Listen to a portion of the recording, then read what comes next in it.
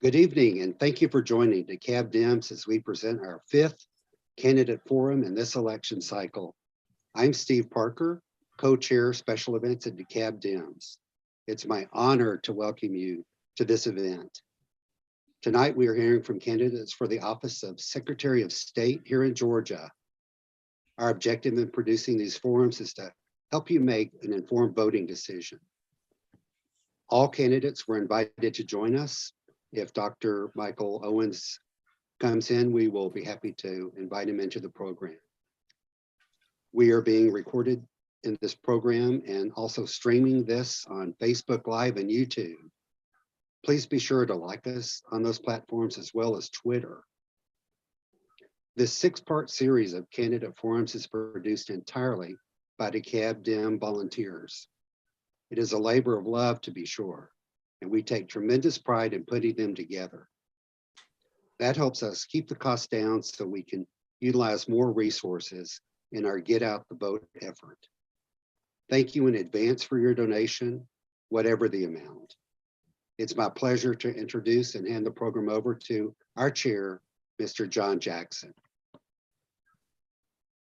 Thank you, Steve, and thank you to Special Events for putting together another great candidate forum. We started this series of candidate forums, really not this election season, but really 2 years ago when we had the DeKalb County Sheriff's Candidate Forum. We value local just as much as we value these statewide races. They're all important.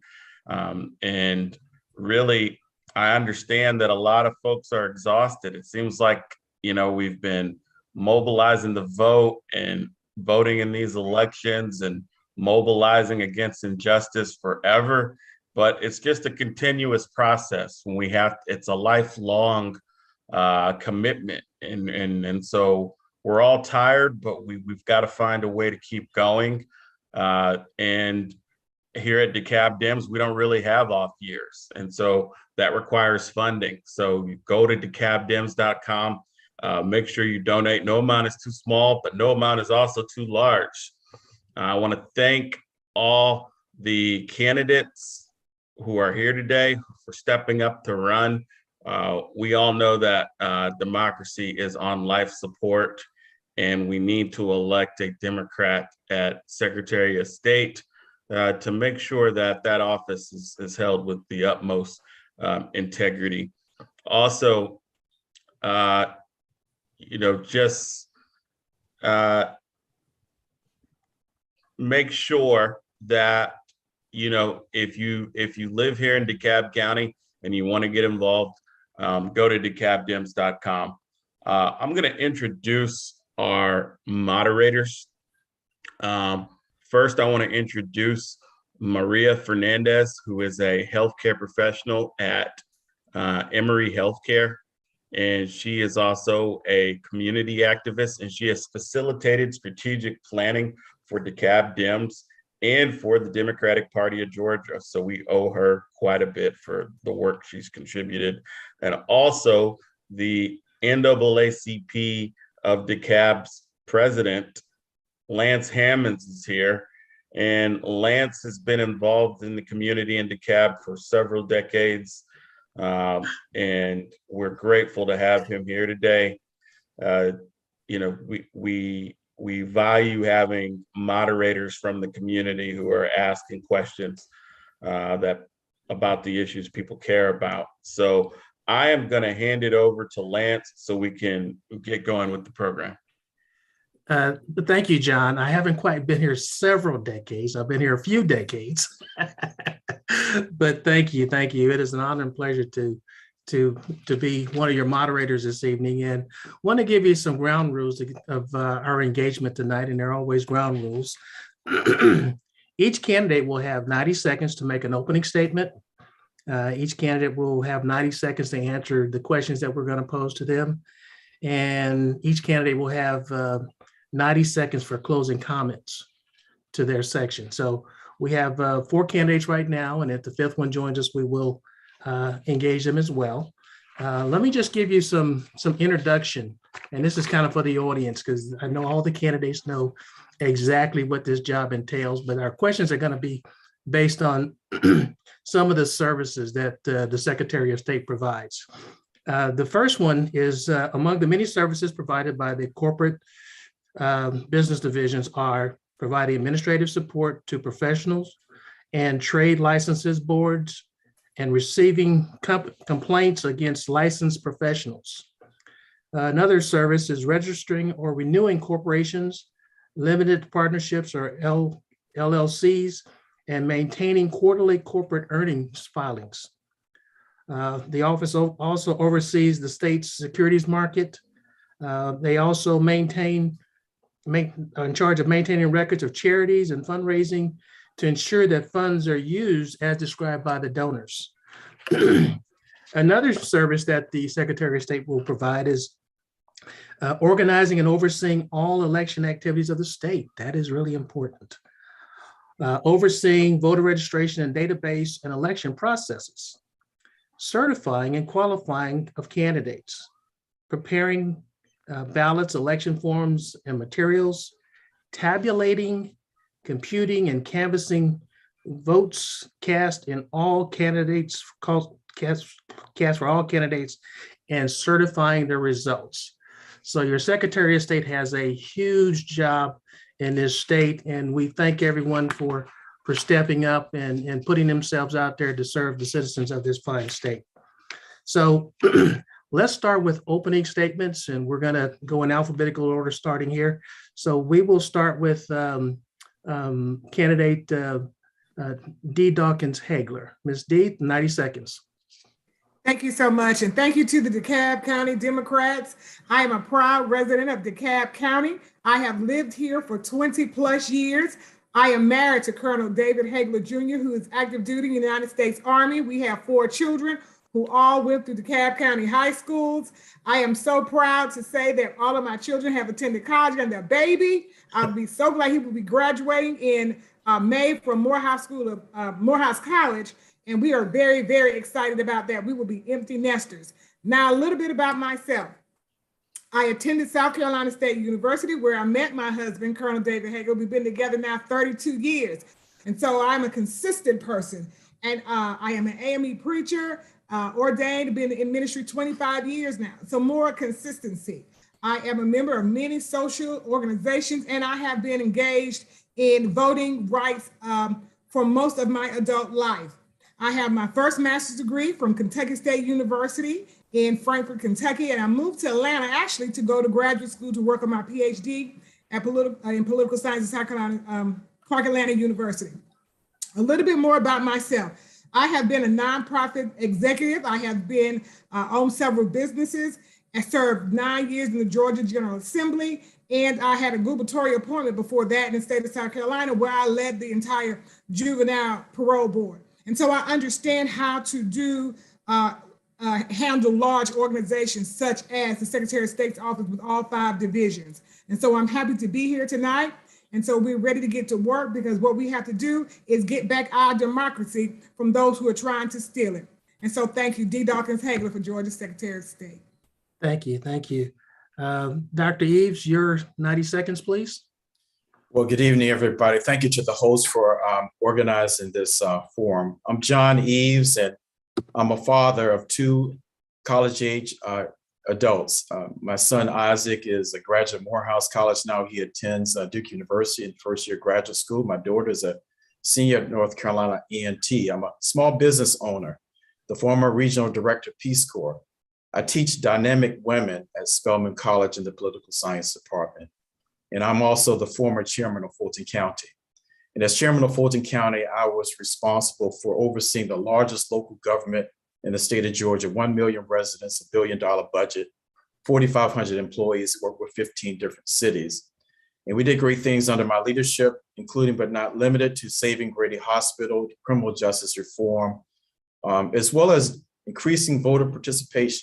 Oversaw a budget for registration in elections of $46 million annually. We had 350 precincts in Fulton County, first government to do souls to the polls under my watch, as well as 3 weeks in advance voting.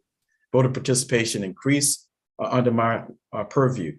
But there's also, as Mr. Hammonds pointed out, the full aspect of the Secretary of State's office, and that is the executive nature of the position. And one of the other areas that I'm very interested in as Secretary of State, not only voting and elections, but also the corporations division, doing all that I can to support small business ownership, to increase minority participation in state contracts, as well as making the licensing division more inclusive than it is right now. So again, I'm John Eves, the only person with proven experience in this race, and I look forward to going into more details about my platform during the course of this forum. Thank you so much. Thank you, John. Floyd, your opening statement, please. Mr. Griffin? Okay, am I unmuted now? Yes, Thank you sir. very much for inviting me and inviting us to be with you this evening. My name is Floyd Griffin. I am from Millersville. I'm the only person running who is a native of Georgia. I am a retired Army colonel, served 23 years in the military, and had more executive experience than Mr. Eves, who says that he's the only person with executive experience. When you serve as a colonel in the Army, you are constantly in executive level positions like I did at the Pentagon in charge of multi-billion-dollar construction programs around the world. I'm a Tuskegee Institute a grad at that time, Tuskegee Institute, now Tuskegee University. I have two sons. One is also a retired Army colonel. I have another son who's an executive with Microsoft. I've been married to my lovely wife, Natalie, for 45 years. And my website speaks for my background and experience. I have been endorsed by the last Lieutenant Governor of this state, Mark Taylor. He and I served together in the Senate, and he also, we ran against each other for Lieutenant Governor. And he stated, and I quote, Floyd Griffin is the best person for this position at this point in time. Thank you very much.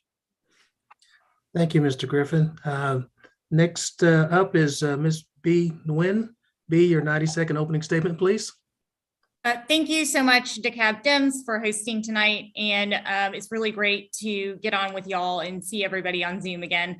My name is State Representative B. Nguyen. I'm a state representative here in DeKalb. I represent District 89, which is City of Atlanta and DeKalb.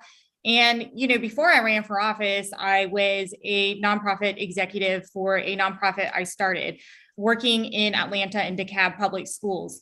Every single week for 10 years, I was in the classroom with kids, and I came to understand the importance of the decisions being made by the General Assembly, specifically defunding our public education system, refusing to expand Medicaid to give over 500,000 Georgians health insurance, including the students I worked with. And my students didn't have access to secure and affordable housing or any of the things that they needed in order to build a successful economic future for themselves. That's what compelled me to run in 2017 when our future governor, Stacey Abrams, stepped up to run for governor at the first time. And I've spent the last 5 years at the legislature where we have seen massive attacks on our voting rights. Every single year, legislation introduced to make it harder for Georgians to vote, and nothing as aggressive as what we saw in 2020 when Trump and Giuliani's legal team came into our legislature to try to overturn the results of the election.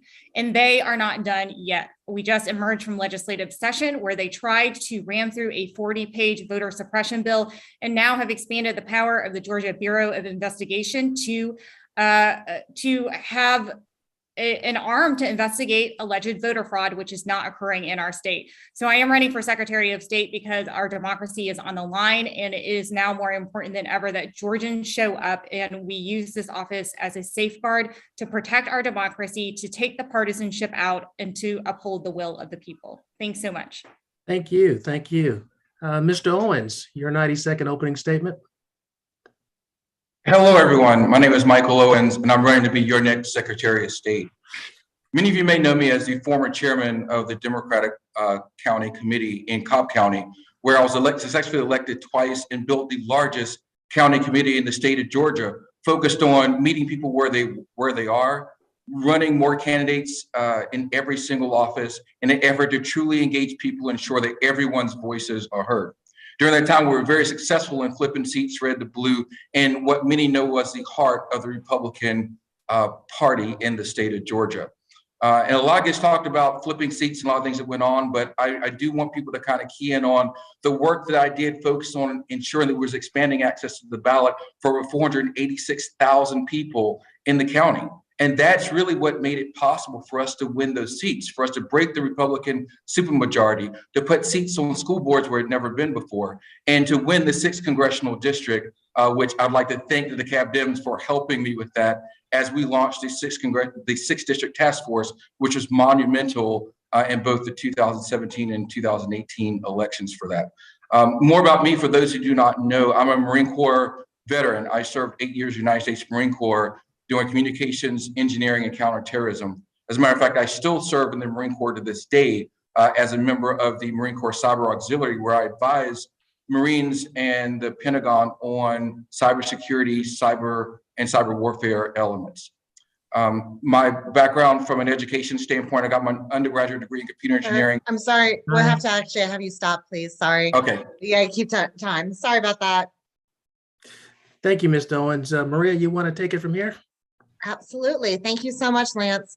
I think that all of us who are listening to this are pretty impressed by the incredible qualifications of our candidates. And I think we can all agree that as Democrats, we have a wealth of not only just competent people, but people that you can get excited about. So I'm really looking forward to our evening tonight with these amazing candidates. Let's start with the first question. And I do want to remind all of our candidates to please keep within the time constraints. I hate cutting people off. It goes against my Minnesota upbringing. So please bear with me.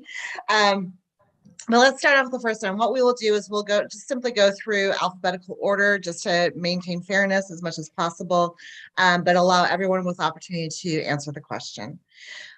Candidates, the 2020 election ushered in a new era of lies, as we well know, and attempts at fraud from the highest levels of government. As a result, poorly written and very ill-conceived laws have been passed at state levels across the country. Georgia's response to these lies was Senate Bill 202, which addresses almost non-existent problems such as voter fraud and ballot stuffing. If you are elected to hold this office, what strategies do you have for giving every Georgia voter the ability to cast his or her vote equally and the confidence that it will be counted and certified accurately? And we'll start off, of course, with D. Dawkins Hagler. Thank you so much. And that is a great question. And I'm going to try to be succinct with it and not say too much, because I know the more that we say, the Republicans are always somewhere listening, and they will mess around and go back into special session because they know a Democrat is going to win and change what we say based on what's said tonight. But I will just say this. One of the things that the Secretary of State has to do upon getting into that new office is do a full audit and transparency check from A to Z to see what was happening in all of the previous years that Republicans were in control.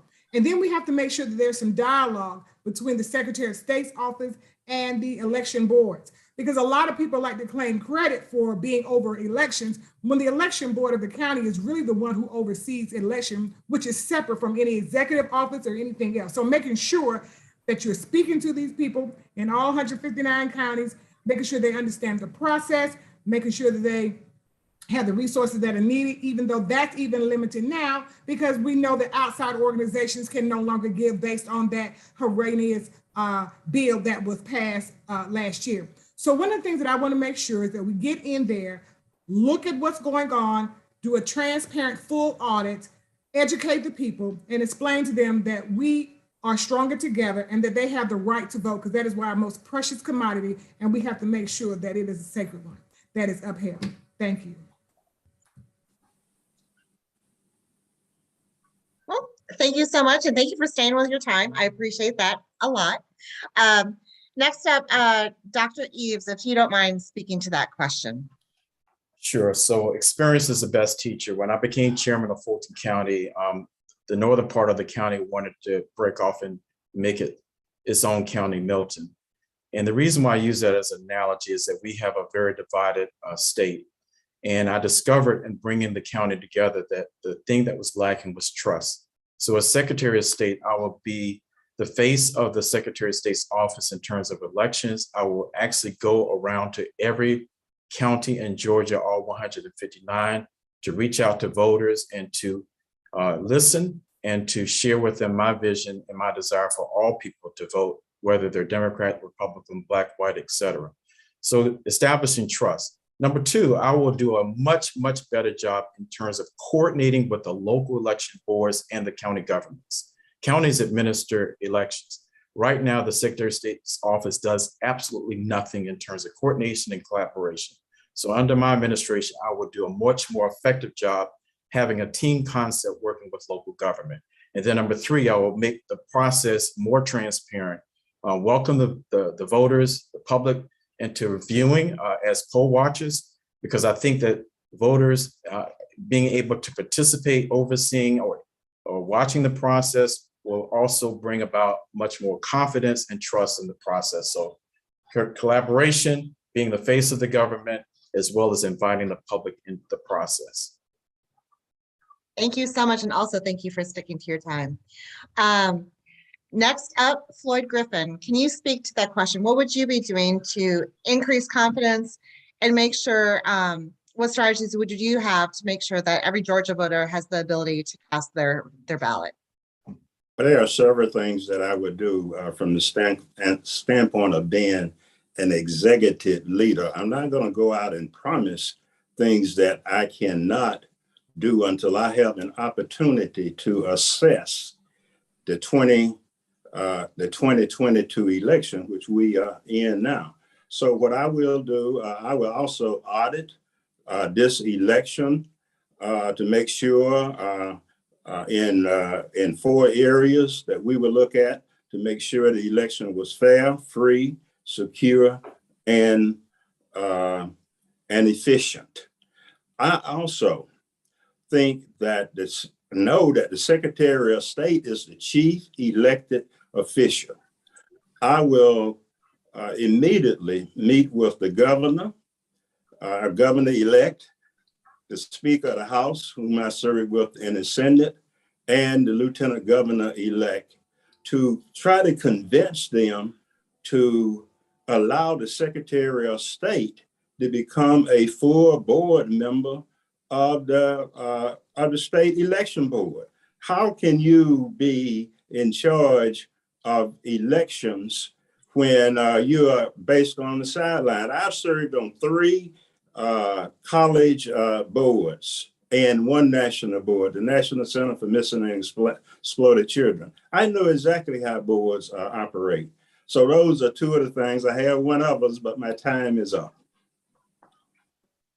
Thank you so much, sir. All right, B, talk to us. What would you do to help instill confidence and make sure that every Georgian's vote counts? As a state representative, I have been unequivocal in rejecting the lies, conspiracy theories, and I've used facts to dispel the myths, and I would continue to do that as Secretary of State. In order to restore the confidence, we have to ensure that free, fair, and efficient elections are run in all 159 of our counties. And that means we have to resource, train, and equip our local election boards with what they need. And when we do that, we will see things like lines that are not long wrapping around the buildings where people have to wait 2 hours, 4 hours, 6 hours, up to 11 hours to vote. We can ensure that results are tabulated and returned quickly. When voters have a good voting experience, their confidence is restored no matter what side of the aisle you're on. In addition to that, I would create a division that solely focuses on mitigating election disinformation, cybersecurity threats, and foreign interference with our election system. And that division would work closely with all of our local election boards so that we can effectively communicate with the voters in Georgia. Thank you so much. And finally, Michael Owens, please speak to that issue as well. What strategies would you bring to the table? I think, first of all, using my credibility as a cybersecurity expert, someone who's worked in critical infrastructure systems, ensuring that they are functioning as they should, would be first and foremost. I want to be the chief democracy officer. And I think that's what we have to really put forward in the fact that rising above partisan politics and ensuring that everyone's voices can be heard. My goal is to be laser focused on ensuring that we are having fair, free, safe, and efficient elections. Myself, I am a certified information security auditor. So understanding when people talk about to go out and hire someone or bring someone on board, I will lead that effort directly to ensure that we don't have what we had in Arizona, that we know we're doing the things necessary. I will put monitoring in place to ensure that when hiccups occur, we know about it and we can deal with it effectively. And I'll also want to partner with federal organizations like DHS to ensure that we're getting their help, and also work to make sure the Secretary of State's office is using their budget in an effective manner to do PSAs to make sure that we take some of the burden off of nonprofit organizations to go out and make sure people are registered to vote and they know when their elections are. Thank you. Thank you so much, all of you, for your passion and great ideas. We look forward to seeing all of those come into play. I'm going to turn back over to Lance now to ask the next question. Thank you, Maria. Man, those were some great answers. Question number 2. Last year, the U.S. Commission on Civil Rights reported that Georgia is the only state formally under federal oversight to adopt all the most common voter suppression tactics, including voter ID laws, proof of citizenship requirements, cuts in early voting, and polling place closures. Georgia is also one of the handful of states that have removed voters for not turning out to vote in recent elections, or whose names are like those on the list of felons. Would you, as Secretary of State, stop these purging practices? What are the best practices when it comes to maintaining the accurate and up-to-date voter database? And let's start with Ms. Dee Hagler. Dee? That's one thing about being first, you know how to lead off the pack. So thank you for that. So basically, this is one of the things that I would do. Georgia has been doing these egregious acts for a long time. It did not start in 2021. During the time I was in the General Assembly, they introduced the voter ID bill, making sure you had to have that. Then they shortened the time that you could advance vote. Then they changed the rule in which poll closing started, and then changing the polling locations. And so there were many times where I had to show up in different cities as chair of the Legislative Black Caucus to speak out against this. As a matter of fact, there were numerous times when I brought Brian Kemp into the office, that time Secretary of State Kemp, to ask him why were these egregious things happening in Georgia in his office when the legislature had not even approved some of them, such as allowing people, intimidating people, and have them trying to make them go door to door with the security to see if they really lived where they say they lived in order for them to vote. And we've already seen what happens when you do this advanced early voting, and that's when the situation happened in Quitman, Georgia. So one of the things that I would do, which I've done all before, is making sure that people are held accountable, calling them on the carpet. And we have to call a thing a thing. The reason these things are happening in Georgia is because Georgia has the largest percentage of African Americans per population than any other state, especially in the South, and they don't like the impact that Black voters have on the democratic process because the demographics are changing, and we have to do something about that. And so I'm ready to get to work on day one to make sure we change the trajectory of these bad election laws. Thank you. Thank you, Dee. Dr. Eves, question to you. Yes, so under my administration, I do 2 things. Number one, from an aspirational standpoint, I'm going to push for 100% voter registration for Georgians who are eligible and want to become registered voters. And so there are a couple of things that I would do. Number one, I would work with the college and university community. Earlier this year, I actually worked with students at Morehouse College to get them to be deputized so that they can register their fellow peers in voting. And so I will work closely with HBCUs and other institutions across the state of Georgia to make sure that the college age, university age population is registered to vote, challenge presidents to make sure that their campuses are 100% voter registered. I will also work with the ex-offender community. I've done a lot in terms of partnering with Raphael Warnock and Ebenezer Baptist Church to work with expungement of ex-offenders, and I will continue that project under my watch as Secretary of State, targeting returning people from the prison system, jail systems who have their rights suspended. So I will do a lot in terms of increasing voter participation. And secondly, on the back end, in terms of purging, this state is one of the most aggressive in the whole country. There are only two reasons why people should be purged from the voter rolls. That's if they move out of Georgia or move outside of their jurisdiction, or number two, if they're passed on or they're deceased. And so those would be the only two reasons that I see that a person should be purged from the voter rolls. Thank you, sir. Thank you, sir. Mr. Griffin, as Secretary of State, would you stop these purging practices?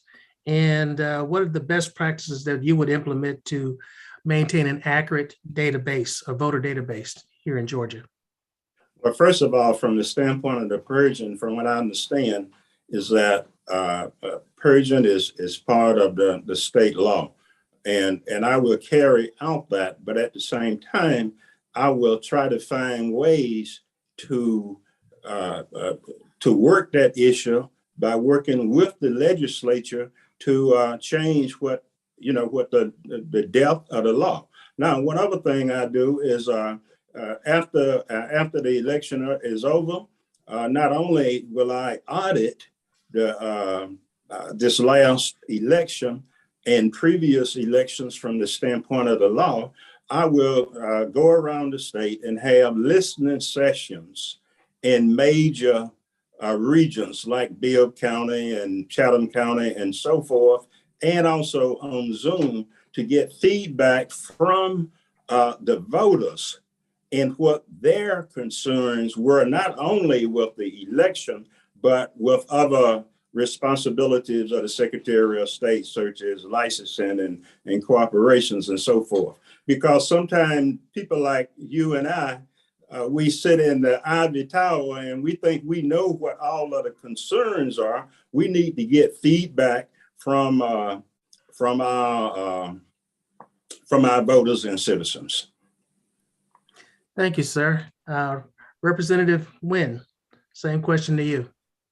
Thank you. Under federal and state law, the Secretary of State is required to clean up our voter rolls, and that means having to remove voters who have passed away, those who have moved, those who have been convicted of a felony, and people who choose to sit out on elections. As a state lawmaker, I've introduced and co-sponsored legislation to restore voting rights for those who are incarcerated, as well as to end the practice of inactive voter purging. I fundamentally feel that sitting out on election cycle is a choice to not exercise your right to vote. As Secretary of State, I would continue to advocate for those laws, but understand that it does require passage through the General Assembly. However, what is important is the process that the Secretary of State currently uses to clean up our voter rolls is flawed.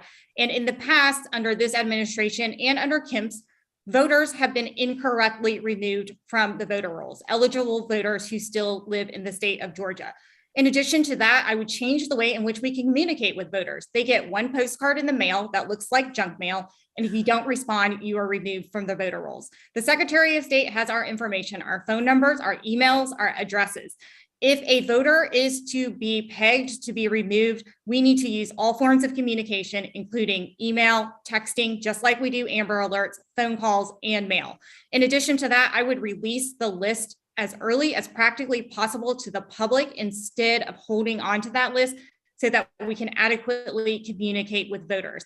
And the last thing I want to touch on is we just saw the results of what the Department of Driver Services did with our automatic voter registration that led to a decrease of 1 million people being moved off. I would move back to how it used to be with the opt-out provision so that we do have real automatic voter registration. Thank you, Representative. Mr. Owens, same question to you. How would you stop purging practices? And as Secretary of State, what are the best practices you would implement to maintain an accurate voter database? Thank you for that. You know, first of all, this voter purging is an absolute travesty as to what's happening in our state. Secondly, purging is not part of the state law. Right? Maintaining accurate voting rolls is actually the state law. What's been done with this mass purging under my watch would absolutely stop day one. You know, Georgia is one of only 9 states that also practices the use it or lose it, which is kind of an aside, but I think it's absolutely wrong. I want as many people to vote as possible, but if it's your right to choose not to vote, you should not be stricken from the rolls. You know, the last 4 years I've worked as an executive, as a business information security officer at one of the largest data companies in the world. And I can assure you that I deal with cleaning and having verifiable records that are auditable by federal governments and by companies alike. We can transform this office and bring a level of technology that's sorely missing to this agency in 2022. You know, our solutions that rely on people, processes, and tools have not fully been utilized. You know, we have to come out of the dark ages when it comes to data management. That's really what the focus of this is, and that's what my expertise is in. You know, it's amazing that the Secretary of State claims not to know that you moved or that you died. You know, but it's amazing that the bill collector, right, the credit bureau knows exactly where you've moved. They know your phone number, they know your address, and have no problems getting in touch with you. I have the skills and the knowledge to change that, and will do so within the first 90 days by making the connections that I already have to be able to bring this egregious practice to end. Thank you. Time. Thank you. Maria, I'm going to throw it back to you. Thank you so much. And I will tell you that as a former state employee, the technology issue is definitely one of those things that we all suffered with. So next up is, recently it's been noticed that the automatic voter registration process when a person gets their driver's license has been in place for years, has not been occurring. So very frustrating. I think B spoke to that. This has resulted in 100,000 people who think they are registered to vote finding out they may actually not be registered. This is another responsibility of the current Secretary of State where they've been negligent. If elected, what would you do to correct this form of voter suppression? And just to mix it up a little bit, we're the order a little bit. We're going to start from the last to the beginning. So Michael, if you could start us off this time. Sorry, Dee, you'll get your chance. But Michael, if you could speak to that, we would really appreciate it. Yeah, so this speaks to a couple of things. The idea that simply changing the language, or in this case, changing the opt-out to a yes/no, there's no doubt about what that was designed to do. It was designed to have less people engaged in the process. And I think through, again, technology, using design of what that is, that's a standard practice that people understand when it comes to designing forms and how people create these things. And we knew that was going to be a drop off, and we see that. The second thing to that is the language that is used. It's very simple and easy to say, would you like this information to be used for the Secretary of State's office to register you to vote? Instead of the several lines of trash that's been placed there, which makes it seem overcomplicated and talks to the fact of something being confidential or not, which I think leads more people to potentially say or to say no. But first and foremost, they have to change it back. Simply change it back to where you opt out of it. Automatic registration should be exactly that. You're automatically registered unless you opt out. Change it to a yes or no means it's no longer automatic registration. Thank you so much. You're welcome. Representative Bean Wen, would you speak to that as well? Sure. And, you know, I think that it's been captured pretty well, right? I mean, the language change in and of itself, the directive to the Department of Driver Service to actually undo automatic voter registration. Prior to that, we had the opt-out screen. We had a 96%, it's taken us to 96% voter registration in the state of Georgia. And in the last year alone, after the DDS changed the way in which it was worded, which now says, do you want the state to register to you to vote, yes or no? It's no longer automatic. We saw a significant drop. That was like 79% voter registration drop to 39% in a year. And so this is yet another tool that Republicans are using to suppress voters. It is a conversation that they had right around the time we were entering into the General Assembly to say, should we end automatic voter registration, which was passed under Republican control? And instead of ending it because they knew it was politically unpalatable and unpopular, they used a sneaky route to do that. And so the directive to the Department of Driver Service should be restore it to how it used to be, to do the automatic voter registration when somebody gets their driver's license. Beautiful, thank you. Colonel Griffin. Yes. Could you speak to this? Yes, I'm going to make my comments very short because I agree with both B and Michael in their response. What I don't understand, I just read about this, I think it was yesterday or day before, so I haven't had a chance to really dive into this. But my big, what I want to find out, why did the Department of Driver Service have the authority just to do that on their own?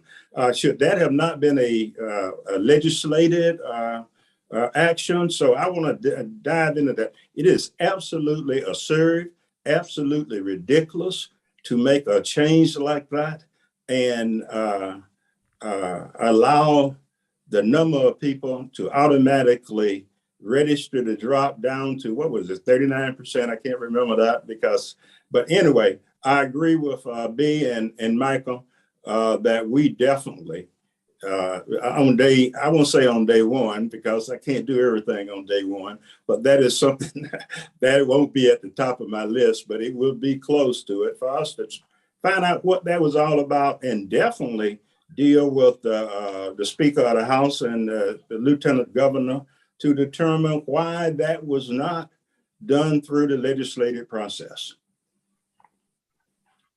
Thank you so much. So now we know what you're going to do on day 2. So that's good. Yep, day 1, I got to get in there and find the little boys' room. We'll pack your week, sir. All right. So next up, can we turn it over to Dr. Eves, please? Could you speak to what else would you do to address this concern? This is about leadership. This is about setting tone at the top. This is about an orchestrated effort by Republicans to minimize the impact of Black and brown people from voting. That's what this is about. Under my administration, it'd be the complete opposite. I'd be the most apolitical Secretary of State, meaning that I want everybody who has the ability to vote, to get registered to vote, and provide all means and opportunities for all Georgians who are eligible to vote, Black, white, Democrat, Republican. I'm going to focus in on college campuses and university campuses, number one. Number two, I'm going to focus in on the registration of folks who are lost their rights, who come back from serving time in prison or in jail. I'm also going to do all that I can to make voting easy on the local level. So it's a complete change of attitude, posture, openness, making it available to everybody, counter to what's happening now, where there's a deliberate attempt to disenfranchise and minimize access for a subset of the population here in Georgia. Thank you so much. And then finally, Dee, here's your chance. Thank you so much.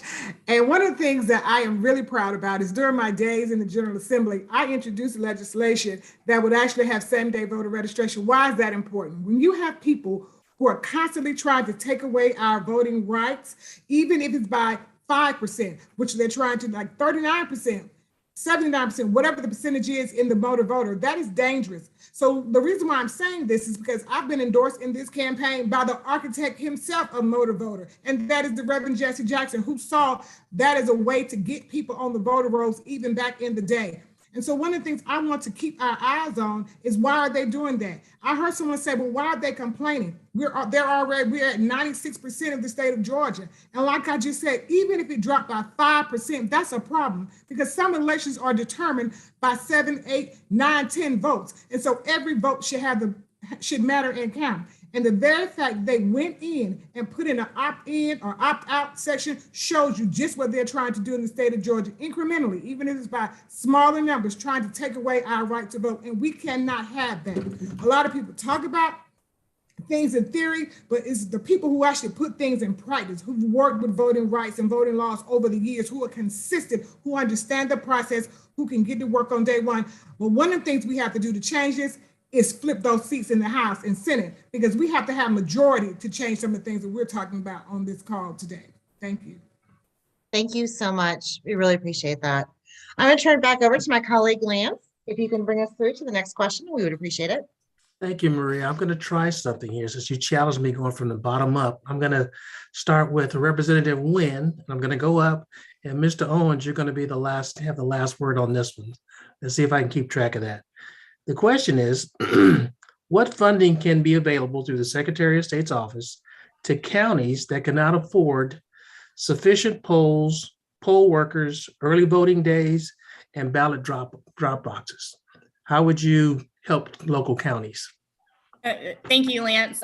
So we all know that Senate Bill 202, it did restrict the ability for local election boards to be able to apply for private grant funding, which was critical in 2020 and 2021. But what Senate Bill 202 does allow for is for local and state governments to apply for that same pot of private grant funding.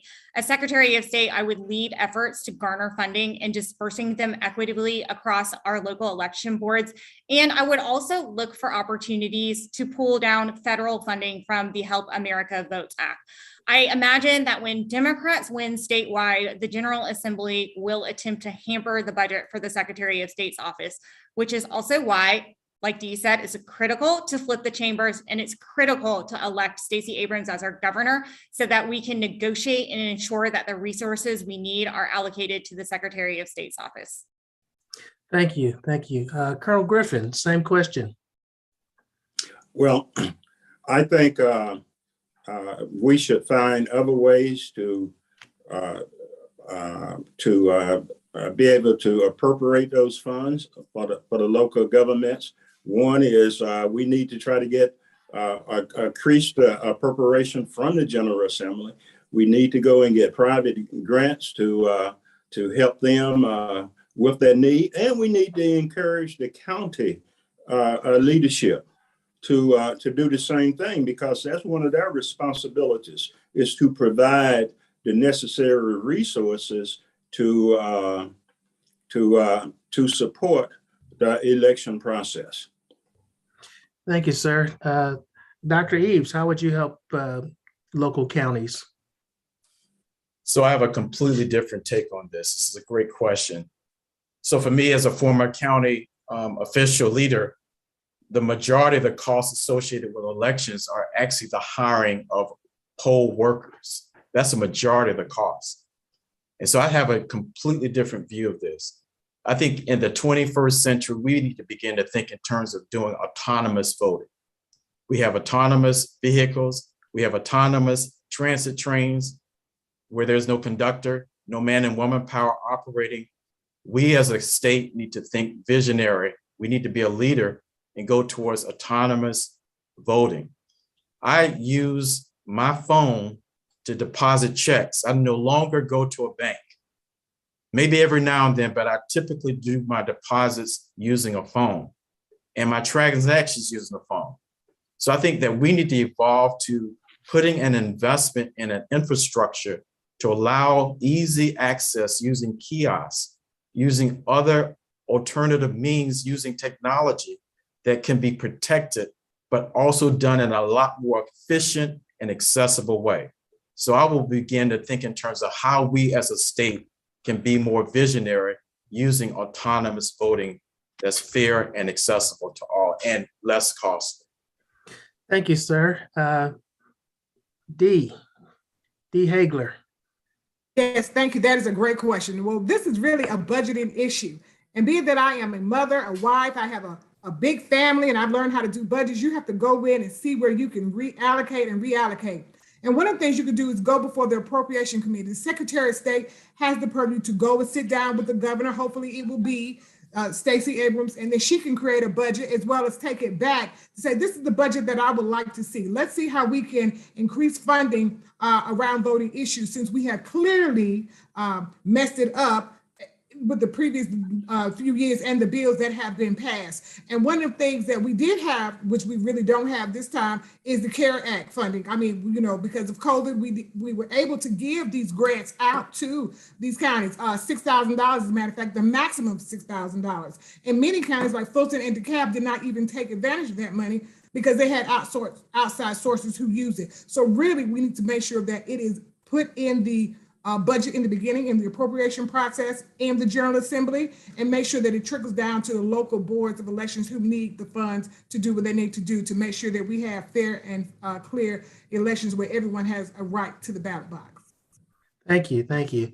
And Mr. Owens, you get the last word on this question. How would you help local counties with their funding in their election process? Yeah, my grandmother used to tell me, show me your budget and I'll show you your priorities are. And that's the exact problem that we're having here, is that our tax dollars, all of our tax dollars, have literally been used to make it harder for us to vote. And I can even go a step further and say making it harder for Black and brown people to vote. As Secretary of State, first and foremost, I want to change it. I want to make sure that our tax dollars are being used in an effective way to make sure that more people are able to be able to vote. That is first and foremost. Creating diverse ways to make sure these counties are funded, really pushing with, like I did when in Cobb County, to make sure that our county commission and our county commission board who holds those purse strings are actually making sure that they have money to fund those local county boards of elections, ensuring that, and speaking of novel ideas, the idea of using county employees, since they're already employees of the county, to be able to utilize them as poll workers and election workers, since most of that staff is part-time and seasonal already. And lastly, when it comes to mobile or autonomous voting or internet voting, I can tell you, like, we are nowhere near ready for that yet. As a cybersecurity expert, someone who's worked in IT my whole career, I want nothing more than to see us be able to use our phones and retinal scanners and electronics to be able to vote. But right now I'm working with several universities, and what those working groups will look like to be able to have that happen. That could be the largest, explosion in voter participation ever, but we're not quite ready yet, but I'm willing to help get us there. Thank you, sir. Thank you. Maria, back to you.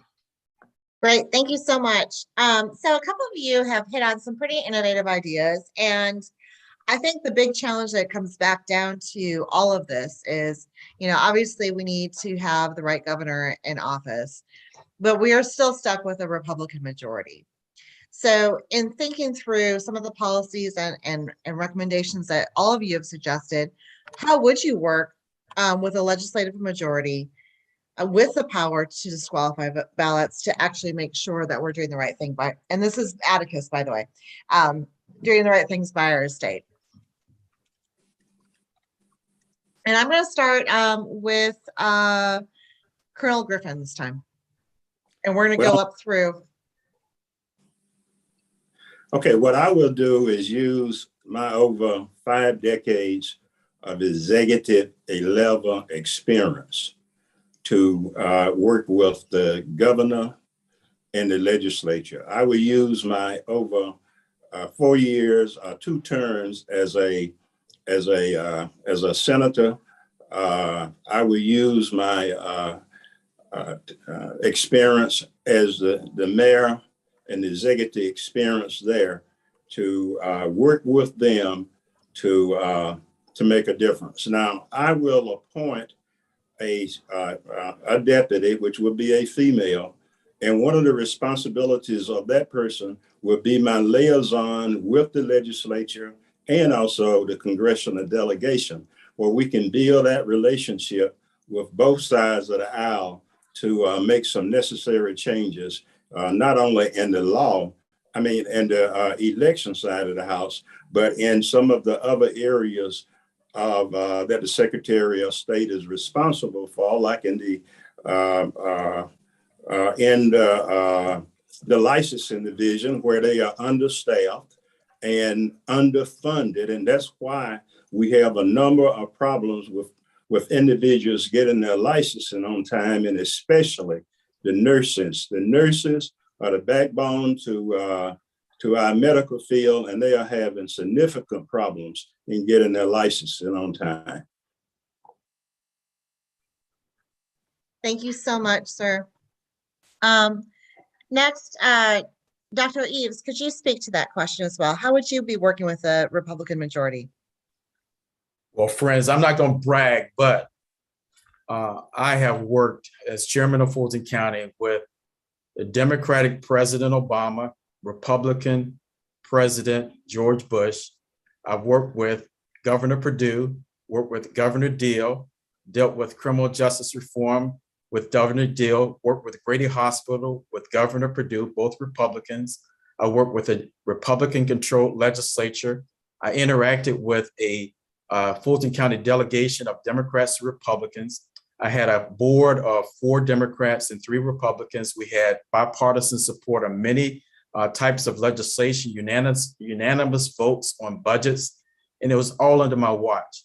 So I was very successful in deploying what's called soft skills, sort of the unique ability to find the common denominator, working with different groups and finding the common denominator and working towards a vision and making it happen. And so I have the experience, and I'm very comfortable with dealing with Republicans. I know how to get things done. And so nobody on this panel has the type of experiences from a presidential level, congressional level, state level, as well as local and county level. So I have the experience. Thank you, sir.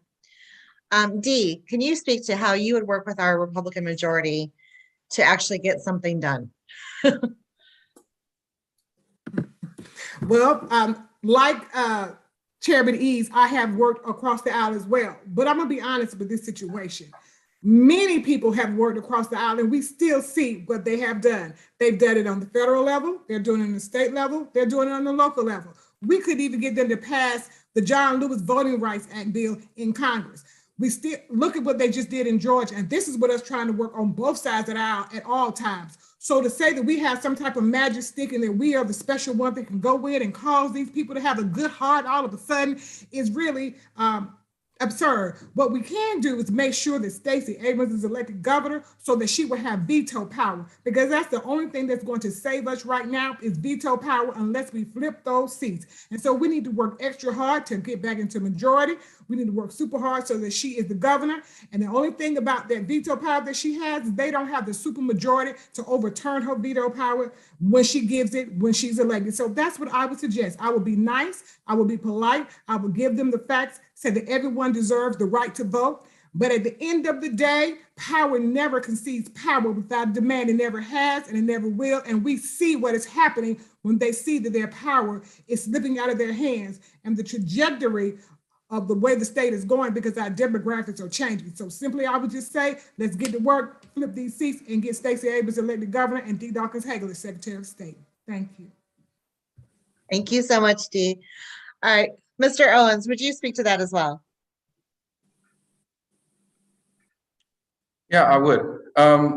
First of all, I hope that everyone joins me in working as hard as possible to make sure that Stacey Abrams is our next governor. So let's just get that out of the way right there. I've served in the Marine Corps under Republican and Democratic presidents. They hung up on the wall, your chain of command is what your chain of command is. But your job as a leader is to make sure that you stay focused on your vision, on your strategic and your tactical tasks to be able to get the job done. I will do the exact same thing as your next Secretary of State. As a chairman of the Democratic Party in Cobb County, in the notoriously red Cobb County, I had to work every single day nonstop to focus on the mission and ensure that we weren't sidetracked by the antics and everything the Republican Party threw at us every single day. As someone who's worked as a corporate executive at a Fortune 500, having to manage a budget of millions and millions of dollars, I've had to deal with constraints that come along with whether it was personnel or changes that we had to make, and still be able to focus on getting the job done at the end of the quarter to make sure you have results. I'm going to stay focused on the things that's required for us to do that do not require legislation or litigation, because as your next Secretary of State, you're electing me to go there and get results. That is fair, free, secure, and efficient elections, and to have the largest voter turnout in modern history. That's what's going to be my focus, regardless of who is our next governor or what the makeup of the Gold Dome looks like when it comes to next year. Thank you. Great, thank you so much, sir. And Representative Nguyen, can you please speak to that question as well? Well, as a state lawmaker for the past 5 years, I've served in a toxic and polarizing environment, and it has actually gotten worse each legislative session. But even through that, I have built relationships across the aisle. I was able to repeal the exact name match voter registration policy that froze the voter registrations of 53,000 Georgians in 2018, 80% of those Georgians being Black, Asian, or Latino. I was also in this past legislative session able to gut a proposal that would have enabled any individual or group, and whether or not they lived in Georgia, to come in and publicly inspect ballots pre-certification. I would continue to utilize those relationships, but also I would work closely with our future governor, Stacey Abrams, to negotiate and prioritize pro-democracy legislation. And I think that we have a tremendous opportunity to really change the posture of the Secretary of State's office when it comes to litigation. In 2020, there was a lawsuit that allowed ballots that were postmarked by election day and received within 72 hours, just like our military overseas ballots, to be counted. The Secretary of State actually appealed that ruling and won the appeal on that, which led to thousands of ballots being thrown out.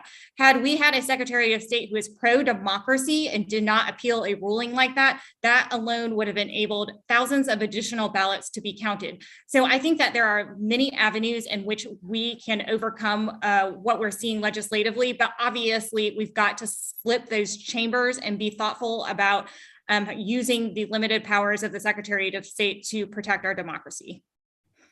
Thank you so much. Lance? Thank you, Maria. Okay, next question. As all types of business are critical to the economic health of the state, how would you as Secretary of State ensure that the registration and renewal process enabled both big business and entrepreneurs to prosper? And I'm going to start with you, Dr. Eves. Yeah, this is a great question. I will certainly make the process of becoming a business owner easier. It is pretty complicated. I literally had somebody call me today to ask, what is a registered agent? So I want to make it a lot easier to become a legal business entity. But I'm going to speak larger vision.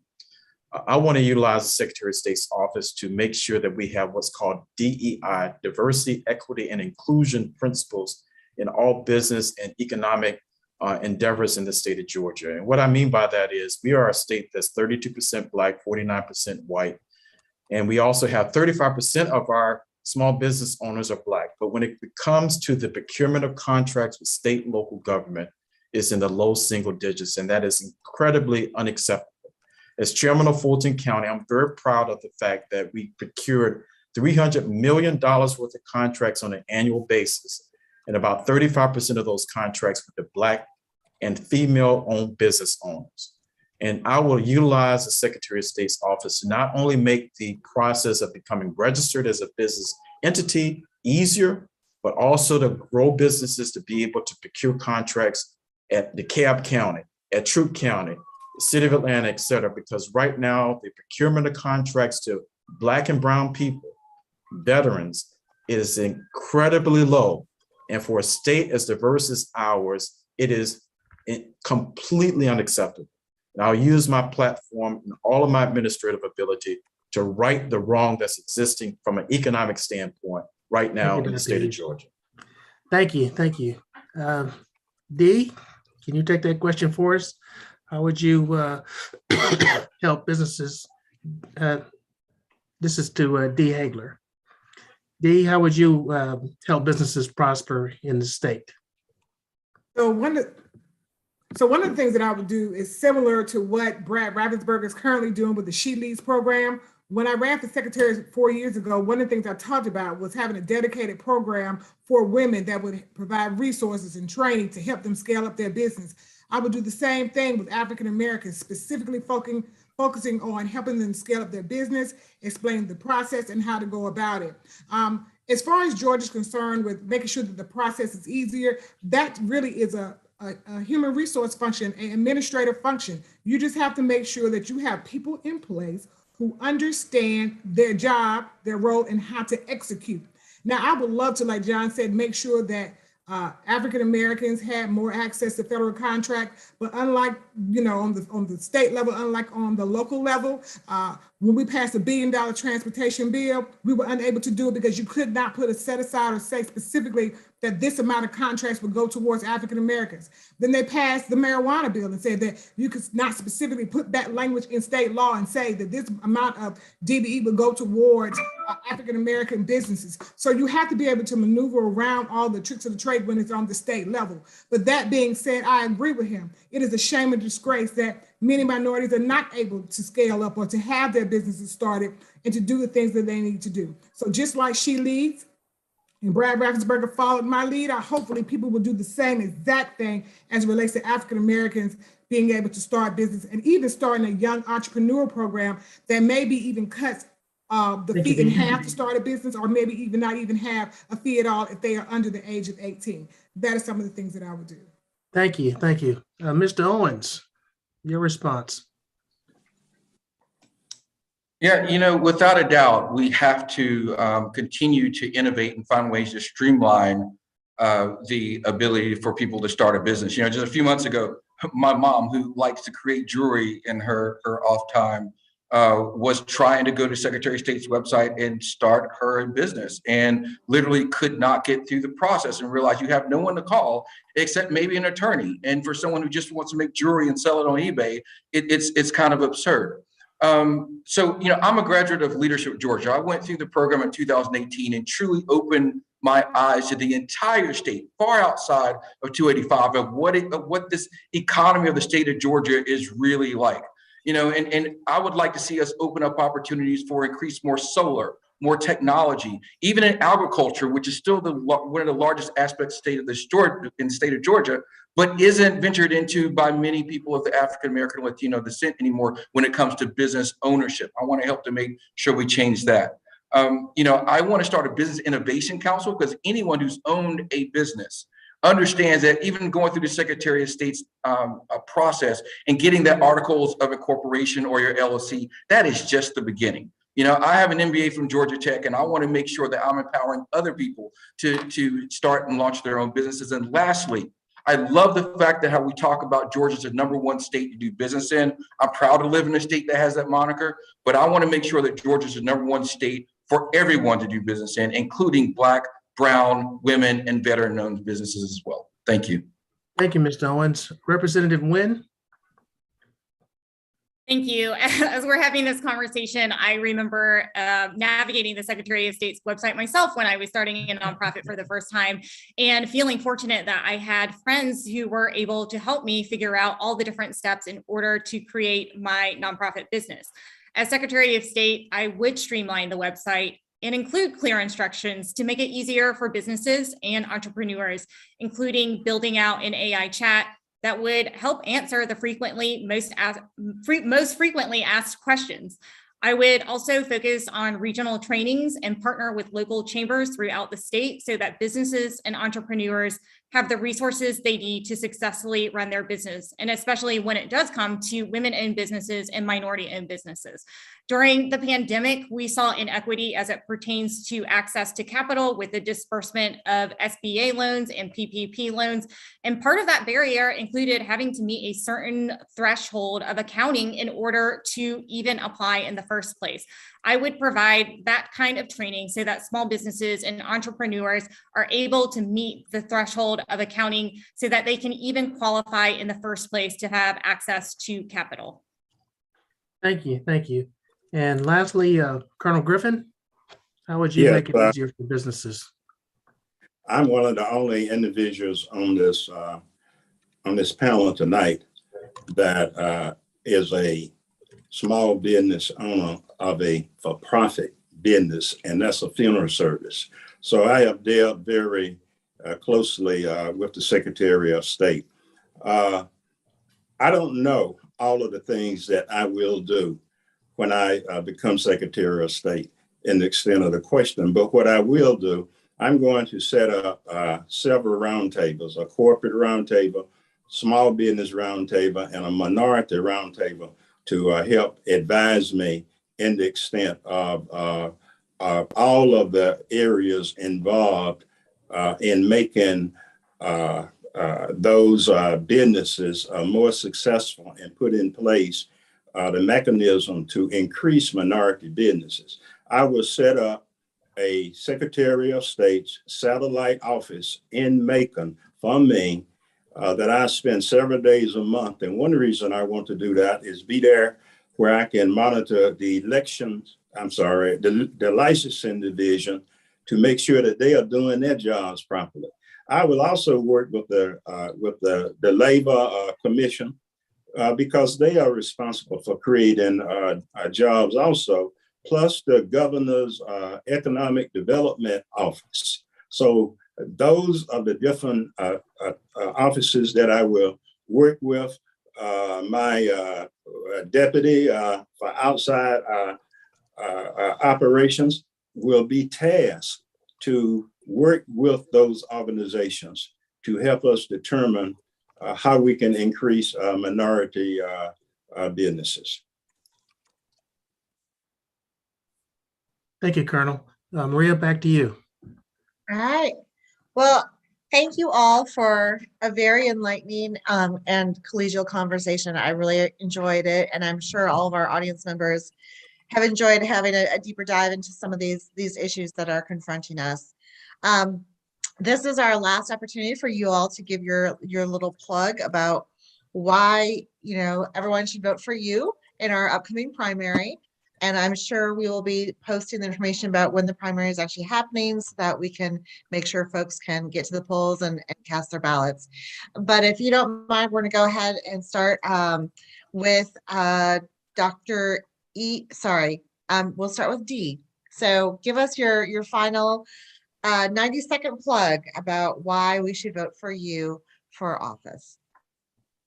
Thank you. And thank you so much for tonight. It has really been a pleasure. And it really has been great to be alongside all of these other great candidates. And I can honestly say that it would be the Secretary of State's office would be in better hands with any of the five of us than what we currently are seeing right now. But that being said, I really do believe that I am the best poised person to be in this particular position. I ran in 2018 when many people were afraid to go and stand up and fight for our democracy then. I have been speaking about the issues of the Secretary of State's office since the time I arrived in the General Assembly, and even a little bit before then. I have helped every single candidate for Secretary of State run and try to win back that office because I knew how important it is. And a lot of times we like to be reactive as opposed to proactive. I introduced legislation year after year trying to get us on the right path because I kind of saw ahead of time where this train was heading.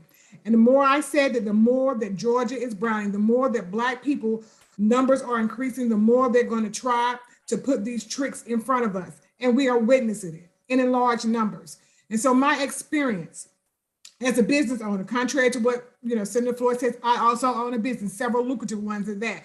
But not only am I a business owner, a nonprofit executive, a human resource manager, have administrative roles, have legislative experience, understand what it's like to work with numerous organizations in and outside of government, civic and social organizations. I have the unique skill to bring everyone together. I have traveled to all of the counties. When I ran the last time, between then and now, I have reached all 159 counties in Georgia. And that is no small feat. But we need someone that can hit all of Georgia, whether you were born in Georgia, whether you were raised in Georgia, or whether you came here for a job or to go to school. We are still all Georgians now. And we have to work to make sure that our democracy works for everyone that is involved. And so I am D. Dawkins Hagler. I am availing myself to service, and I'm asking for your vote and your support. And you can find more information about me at my website, www.dforgeorgia.com. And I can be reached on all social media. Thank you. As well. Thank you. Sorry. I hate cutting people off. I love you all. You're all my loves. All right. Let's go to Dr. Eves, please. Do you mind speaking to that? Sure. Great job, everyone. And good candidates are all being considered for this very important office. However, I'm the only one that has proven leadership experience. My political resume is strong. Three-term elected chairman of the largest local government, most complex government in the state of Georgia, proudly represented of 1.1 million residents, 15 cities, interacted with mayors, authored every year a $1 billion budget, oversaw and passed policy that dealt with 4,500 employees. And we did great things under my 11 years as chairman of Fulton County. We saved Grady Hospital, pushed for public-private partnership, did criminal justice reform, did the first ever expungement summit in Georgia's history, partnering with Ebenezer Baptist Church, and oversaw the largest voting operation in the state of Georgia. Again, $69 million annual budget, 350 precincts, first government to do souls to the polls and 3 weeks in advance voting, and voter participation increased under my watch because of my bipartisan support to make voting accessible to all Fulton County residents. But I'm also equally excited and proud of my economic business part of what I've done as a county executive. $300 million worth of contracts procured annually. Black folks and women got 35% of those contracts. Also passed the first ever transportation SPLOST, $750 million under my watch, along with a $276 million capital campaign, library campaign project. So my credentials, my experience is strong, and I'm excited about what I'm doing. And I'm also a father, college professor, former regional director of the Peace Corps, two-time Fulbright recipient, and I'm excited about being your next Secretary of State. Thank you, sir. Appreciate it. All right, next up, Colonel Griffin, please. Yes, I'm not going to give all of my background and experience. Will you all please go to my website, floydforgeorgia.com, and you will see, John, that I am the most experienced individual to carry out an executive level responsibilities. I served my country as a colonel in the United States Army, flew helicopters in Vietnam, managed multi-billion dollars worth of construction programs around the Army's world. I was the first African-American senator of the 25th district in Miller, Georgia, and the first African-American to be elected in a majority white rural legislative district. I was also the first African-American to be elected as the mayor of the old capital city of Millersville. All of my elections have been, and the ones that I was elected in was a majority white district. I am a successful business person. So this campaign is all about executive leadership, executive management, and executive experience. I have it. Check my website out, compare it to my colleagues, and you will see that I am the best qualified person to be the next Secretary of State. Thank you all very much for having me. Thank you, sir. Representative Nguyen, can you please speak to why we should be electing you as our next Secretary of State? Thank you so much for putting this forum together. And I agree that we, by far, on our side of the aisle, have a much better slate of candidate for every single statewide office across the state of Georgia than the other side of the aisle. And I feel confident that whatever happens, we will have somebody who is going to protect the will of the people. I'm running for Secretary of State because our democracy is in peril. I believe that we are 1 to 2 election cycles away from a constitutional crisis. In the last 5 years that I served at the legislature, I've had a front seat to witnessing what has been happening in our state. I have read and vetted and fought against every bill related to elections, introduced, passed, overturned, and I've been able to see how those bills manifest themselves in real time through the hundreds of hours of voter protection I've done, including poll monitoring and including ballot curing. I'm running because every single time I saw that my neighbor's ballot was rejected, a 70-year-old man whose hand was shaking as he was signing his ballot and did not have access to internet, and I had to take a picture of his license for him and email it in for him because he didn't have an email address for his vote to be counted. And he had to trust somebody to go into his house and take his private information just to cure a ballot for their vote to be counted.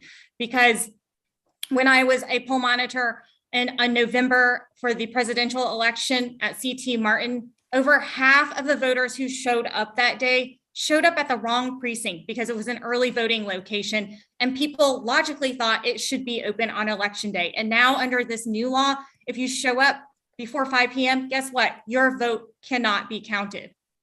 I'm running because I've seen all of these things happening and manifesting themselves in real time, and I'm running to uphold the will of the people and protect our democracy. And last thing, early voting starts May 2nd, 3 weeks of early voting, mandatory Saturday, May 24th. I'm sorry, not May 24th. Election day is May 24th. The mandatory Saturday for counties is May 21st. And don't forget, next week is the last day to register to vote or to change your voter registration. And you've got to change it if you move, because they're really cracking down on making sure that you are actually voting in your correct precinct. Thank you so much. Thank you. All right, Michael Owens, please finish us up tonight. All right. Thank you for everyone for attending tonight and watching online.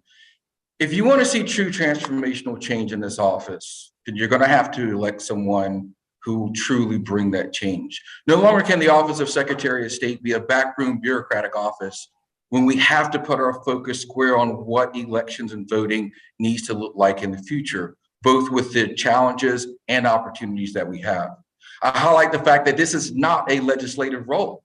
This is not about how we will vote affirmatively or negatively on something.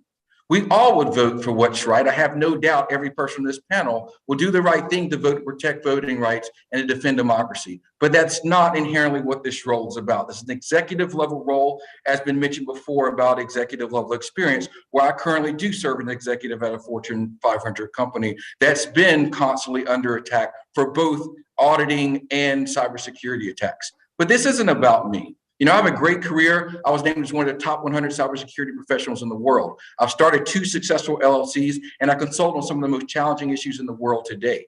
You know, I've led transformational change as a Democratic Party chairman that's been used as a model to help turn the state blue. In 2017, when Equifax had the world's largest cybersecurity breach, I was tapped to go help turn that organization around. In 2018, when Russia invaded Ukraine the first time, I was one of 16 experts that actually went to Ukraine to battle Russia head up in Eastern Europe. You know, in 2018, President Obama declared our election system as part of our critical infrastructure, one of the cornerstones of our democracy being critical infrastructure falling under national security importance. And we all believe that, right? So my question is this: if we truly believe that it's part of our critical infrastructure, then I believe it's time that we elect someone that has a background, experience, and expertise in ensuring that you can handle and deploy, maintain, and deploy effective election systems as part of our critical infrastructure system. Thank you, everyone, for attending tonight. It's a pleasure to be here with everyone. My name is Michael Owens. I'm ready to be your next Secretary of State. Thank you. Thank you so much, sir. I have had such a pleasure getting to know all of you tonight.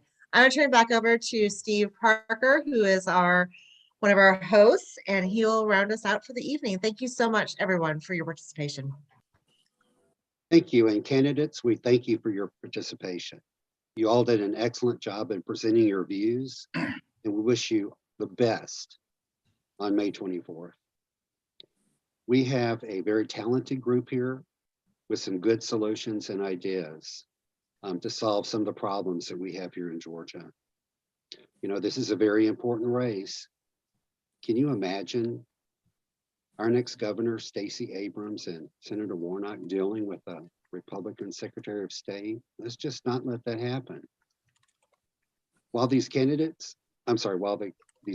forums are all produced by the DeKalb Dem volunteers, we do ask for your contributions in funding our Get Out the Vote efforts. This is a very important year for all of us. We must continue our efforts to turn Georgia bluer than ever before. DeKalb Democrats Forums presents voters with the essential information they need to make an informed decision.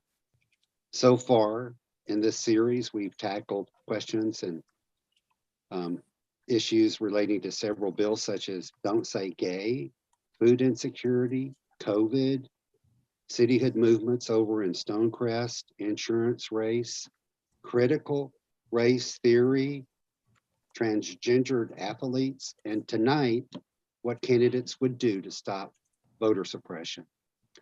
All of our forums have been recorded, and you can find links to them at DeKalbDems.com. Just look at the events page and you can see them all. Before we close tonight, I'd like to thank you, the audience, for joining us. The candidates, you all did a superb job. Our moderators, Maria Fernandez and Lance Hammonds, great job, both of you, excellent. Chairman John Jackson, my special events co-chair and mentor, Gloria Moore, the technical team here tonight, Paula Anderson, Beth Eli, and Lil Wolf, and our question writers, Karen Davenport and Susan McWethy, who added that one of those questions from the HAC reporting just yesterday. Thank you to everyone involved. We hope that you've learned a lot from our candidates and you are enjoying this forum and our series. We hope to see you at our next forum, which will be for Attorney General on Saturday, April 30th. It will be in the late afternoon. Timing is changing a little bit because of a DPG event over in Savannah. But we will be here and hope to see you all here. Good luck to you all. Thanks for being here and good night, everyone.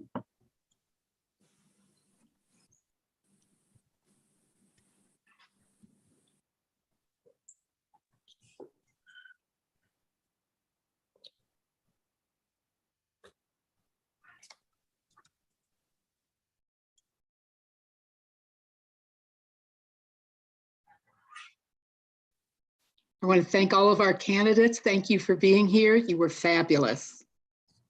Thank you, guys. Thanks, everyone. Thanks for doing this.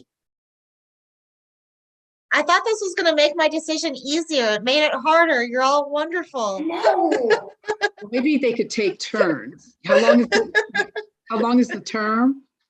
Yeah, that'll work. Power sharing agreement. Absolutely fabulous. Yeah. Oh. Yeah. Good job, everyone. Thanks for the invite. Thanks This was so good. much, everyone. Thanks. Really great job. Thank you so much for